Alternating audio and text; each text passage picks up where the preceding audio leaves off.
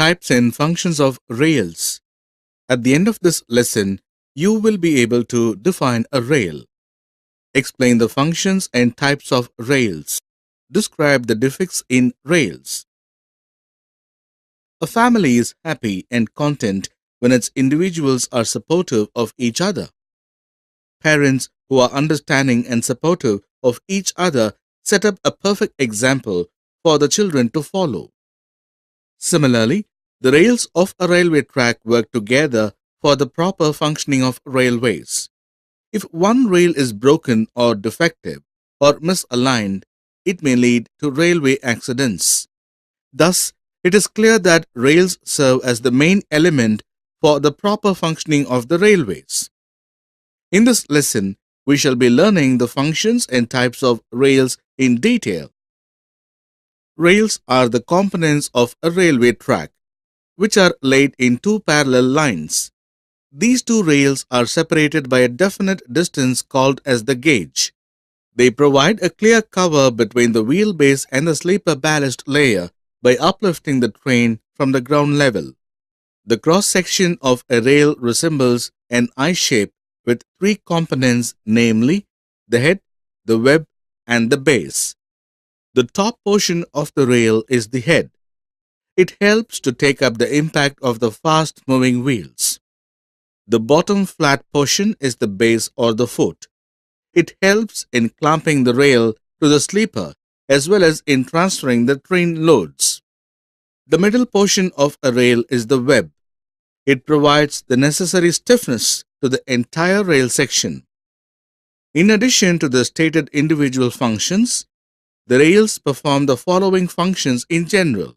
They serve as a lateral guide for the movement of train wheels by providing a leveled and continuous surface.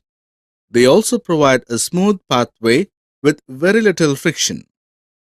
Rails receive the loads from the train wheels and transmit them safely to a larger area of formation through the sleepers and ballasts.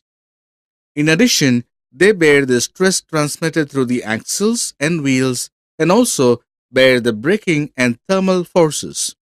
Rails are used to conduct electric current to a track circuit signaling system for detecting the presence of a train on the given section of the track. In order to fulfill the functions effectively, the rails must possess the following qualities. Besides the very high axle loads, the rails also experience the dynamic effect of the moving wheels. Hence, to resist these loads, the rails must possess high strength and must be of good quality. At the curves, along with the wheel loads, the rails also experience lateral forces, which can rip a rail line apart. Hence, a rail should have an adequate lateral stiffness to resist these forces. Further, the thickness of the rails decreases upon constant rubbing and pounding of wheels. To balance this, the rails must have sufficient thickness and wear resistance. Similarly, the rails must have adequate depth to manage wear in the vertical direction. Finally, the width of the rail head should be sufficient enough to accommodate the wheel flange and safely distribute the loads downwards. Now, let's discuss the various types of rails used in the construction of railway tracks. Based on the shape, the rails are classified as double-headed rails, bull-headed rails, and flat-footed rails. The rail section whose head and foot are of same dimension is called as double-headed or dumbbell rail. These rails were widely used in olden days, believing that if the rail head gets worn out, the rails could be inverted and reused.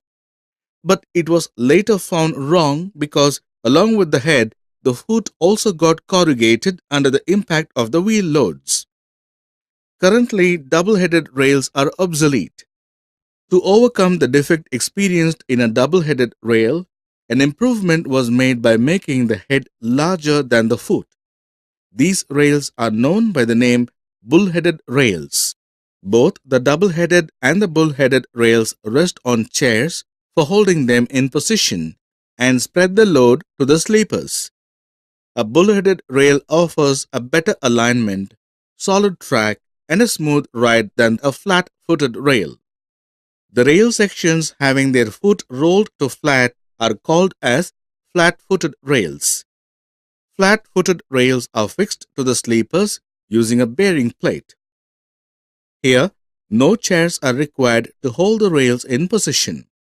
Thus, they require less number of fastenings and are predominantly used nowadays. Before concluding, let us discuss the defects of rails. In spite of using high-quality steel and constantly maintaining the rails, there are some extreme cases which necessitate their removal. At some sections, the rail gets hogged, which subsequently yields the formation and loosens the fastenings. This hogging greatly affects the quality of a track and demands an immediate replacement. Due to the constant movement of the trains, the metals on the rail surface get chipped out, resulting in the formation of elliptical depressions. This defect is called as scabbing of rails. If left unnoticed, these depressions progresses leading to the fracture of rails. Generally, when a train climbs a steep gradient or is subjected to the constant application of brakes, heat is produced in its wheels. This heat forms depressions on the rails called as the wheel burns, which reduce the longevity of the rails.